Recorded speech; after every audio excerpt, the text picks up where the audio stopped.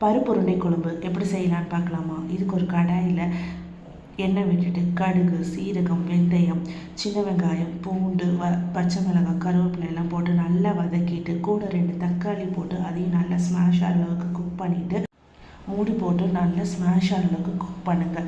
இப்போ இதில் உப்பு, மஞ்சள் தூள், மிளகாய் தூள், மல்லித்தூள் எல்லாம் ஆட் பண்ணிவிட்டு நல்லா கலந்து விடுங்க.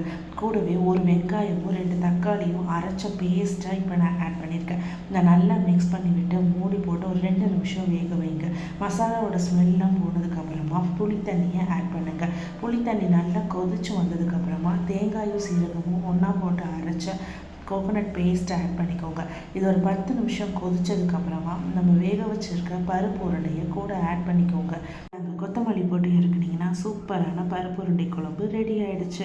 இந்த வீடியோ உங்களுக்கு பிடிச்சிருந்தா ஃப்ரெண்ட்ஸ் அண்ட் ஃபேமிலி கூட ஷேர் பண்ணுங்கள். சாரா பைட்ஸ் சேனலை சப்ஸ்கிரைப் பண்ணிக்கோங்க.